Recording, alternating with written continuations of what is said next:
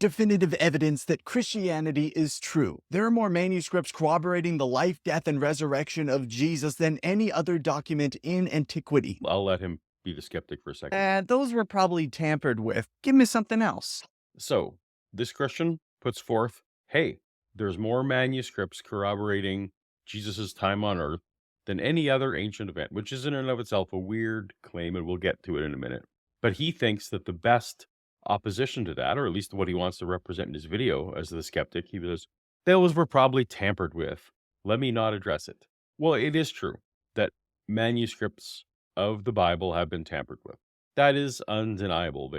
There are many manuscripts out there where, and they're not even, like, they don't even get used in Christian translations and things like that, because there's obviously scribes have put on notes or they've inserted notes and things like that. They can kind of tell when that happens. There are also places like the Jesus interacting with the woman accused of adultery, where obviously someone inserted this later, right? There's definitely places in the Bible where we can tell that the manuscripts have been tampered with in one way or other. I'm not passing judgment on that. That's just something that's going to happen. That's not on God. That's on humans. And largely, we can at least know some of those places where it happened. We can't.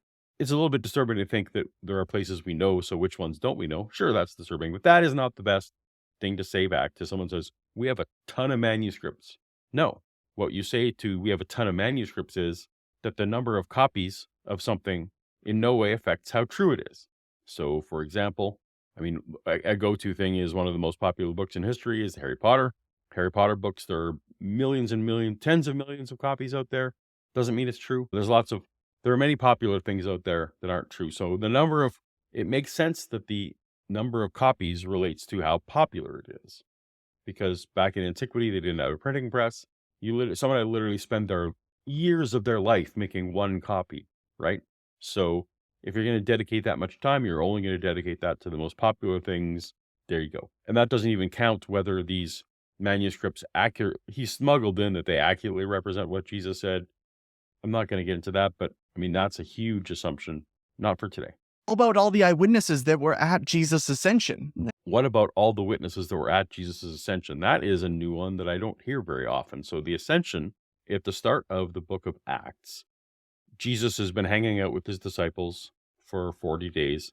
And at some point, he's talking with them and he gets lifted up, literally, like physically. His feet raise off the ground and he floats up into the atmosphere, his ascension. And it's said that there were people there to watch this. Okay.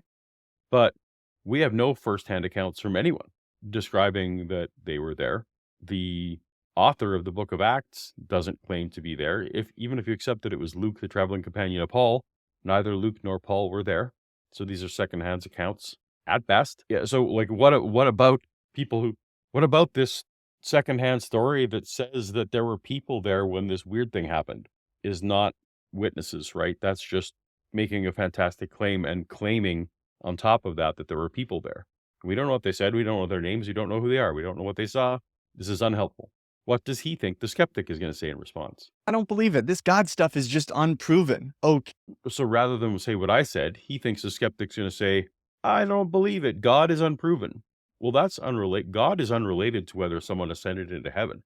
I would affirm that it's possible that someone could ascend into heaven or even just appear to ascend into heaven because we know how magic tricks and things work, illusions work.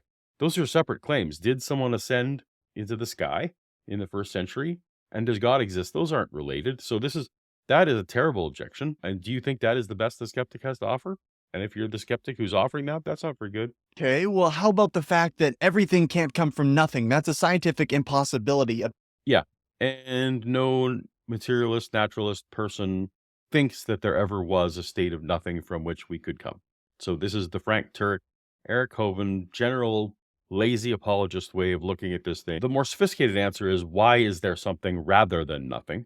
That is an interesting philosophical question.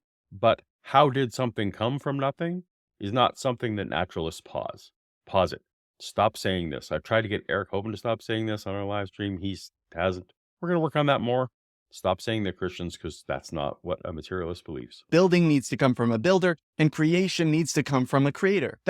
So when you say building comes from a builder, cool. But you are smuggling in, of course, that you're describing a particular object as a building. And if I accept your label, a building does require a builder, because that is part of a definition of a building, is that it was something that was built.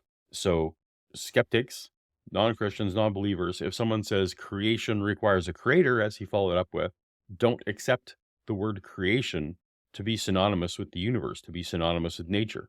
Because even though people casually use it such, the word creation actually smuggles in that it was created. It is a begging the question type word. So if you allow nature to be described as creation, it's going to seem weird. It's going to seem like the Christian is making sense when he says that requires a creator at the ray comfort level of things. Don't do that. Don't accept it. We don't know that this was a creation. Too simplistic of an understanding. The greatest minds in the world would disagree with you. Okay, well, here's the problem. Again, the creative, that was just a straight up appeal to authority. The world's experts don't agree with you. And frankly, that can be fine on matters that you don't know or care about. So I recently put out a video with my friend Stephen Bauman, who is an expert geologist. I don't know about geology a lot, and I can't be bothered to learn everything that would be required for me to fully understand what the arguments are on both sides. However, I do look at what I can do as a non-expert is look at what every expert says, see that they agree on X, Y, and Z, and say, hey, the people who have studied this their whole lives seem to agree on fact 1, 2, and 3. Can I follow their logic that if I accept fact 1, 2, and 3, that they come to conclusion Y? I know I'm mixing numbers and letters now. These are things that I can evaluate based on expertise, but what I do not do is say, a geologist I respect said X, therefore X is true, right? That's not something a person should do. But when it comes to all these arguments here, the best answer the skeptic can throw up is just not experts disagree with you. It is an answer, but it's not the best answer. Evidence doesn't change people's hearts. God does that. If someone asks, okay, evidence doesn't change people's hearts. God does that. Leaving aside now that the heart is actually a organ in our chest that pumps blood, right? What he's talking about is actually the mind and our emotions.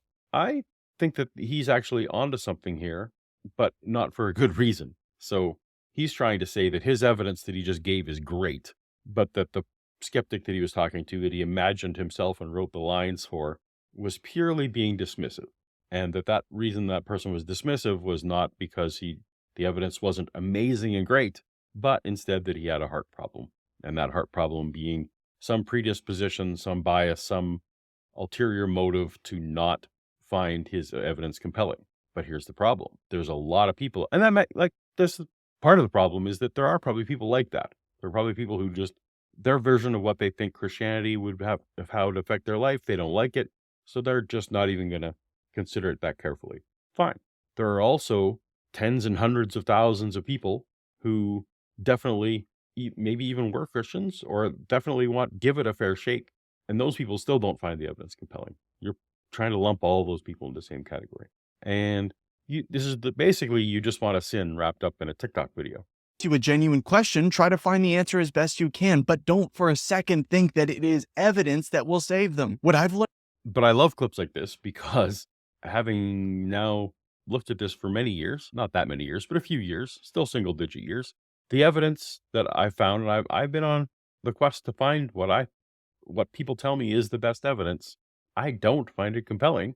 And so when people want to ask me now, well, what do you think, would convert you back to Christianity? I'm actually on this page. It's like, well, you know what? The evidence that God has chosen to give us is garbage. So what will need to happen is the Holy Spirit will need to intervene to show me why this garbage evidence, what I'm missing, or to fill in the gaps for me between where this evidence sits and what the truth is. And this is actually good advice. We're going to get to this in a later video, but Christians maybe should stop trying to present their garbage evidence and really just worry about whether the Holy Spirit is going to convert someone, because that's your best chance. Your evidence isn't good. Is that apologetics should be a pit stop, not the destination. Remember to get to the gospel. Follow for more Christ-centered content. Follow me for more Christ-centered content as well. I think my content is Christ-centered.